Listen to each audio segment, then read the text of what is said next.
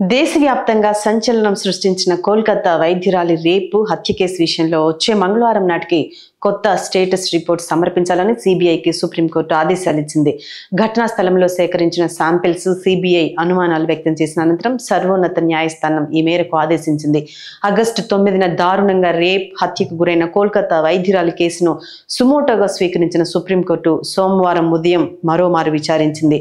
ఇందులో భాగంగా సిబిఐ తరపున హాజరైన భారత సోలిసిటర్ జనరల్ తుషార్ మెహ్రా కోర్టుకు పలు కీలక విషయాలను వెల్లడించారు. మా దగ్గర ఫోరెన్సిక్ పరీక్ష రిపోర్టు ఉంది. నాటి రోజు ఉదయం 9:30 కోల్కతా వైద్యురాలు జీన్స్ లోదుస్తులు తొలగించి సెమీ న్యూడ్ గా ఉన్నట్లు, శరీరంపై గాయాలైనట్లు, ఆ సమయంలో శాంపిల్స్ తీసుకున్నట్లు రిపోర్ట్స్ లో ఉంది. అయితే శాంపిల్స్ ని పశ్చిమ బెంగాల్లోని CFSPL కి పంపించారు. కానీ వాటిని ఎయిమ్స్ తీసుకెళ్లాలని సిబిఐ నిర్ణయించింది అని తుషార్ మెహ్రా తెలిపారు. మరోవైపు కోల్కతాలోని ఆర్జికర్ ఆసుపత్రిలో ఆగస్టులో వైద్యురాలిపై అత్యాచారం తర్వాత డాక్టర్ల సమ్మె ఫలితంగా 23 మంది మరణించారని సీనియర్ న్యాయవాది కపిల్ సిబాల్ సోమవారం సుప్రీంకోర్టుకు తెలిపారు.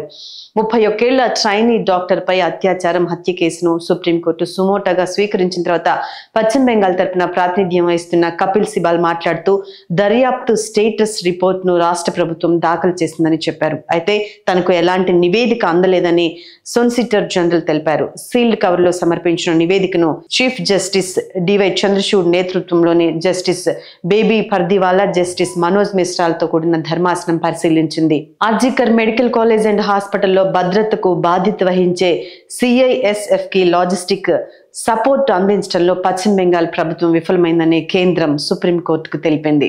తృణమూల్ కాంగ్రెస్ ప్రభుత్వం సహకారం లేకపోవడంతో లోతైన సమన్వయం సూచిస్తుందని సెంట్రల్ ఇండస్ట్రియల్ సెక్యూరిటీ ఫోర్స్ పూర్తి మద్దతు ఇచ్చేలా రాష్ట్ర అధికారులను ఆదేశించాలని కేంద్ర హోం మంత్రిత్వ శాఖ తన దరఖాస్తులో సర్వోన్నత న్యాయస్థానాన్ని అభ్యర్థించింది. మరోవైపు నిరసనలు చేస్తున్న డాక్టర్లు విధుల్లో తిరిగి చేరాలని సుప్రీంకోర్టు విజ్ఞప్తి చేసింది. మంగళవారం సాయంత్రం 5 గంటలకల్లా విధుల్లో చేరితే ఎలాంటి చర్యలు ఉండవని పేర్కొంది. ఆగస్టు 9 ఈ ఘటన జరగ్గా కొన్ని రోజుల తర్వాత సున్నితమైన ఈ కేసును Kolkata high court central bureau of investigation కు అప్పగించింది. సిబిఐ దర్యాప్తు మొదలైనప్పటి నుంచి ఈ కేసులో సంజయ్ రాయ్ను మాత్రమే అరెస్టు చేసింది. మరోవైపు కోల్కతా వైద్యురాలి హత్య సమయంలో సామూహిక అత్యాచారం జరగలేదని సిబిఐ వర్గాలు చెబుతున్నాయి.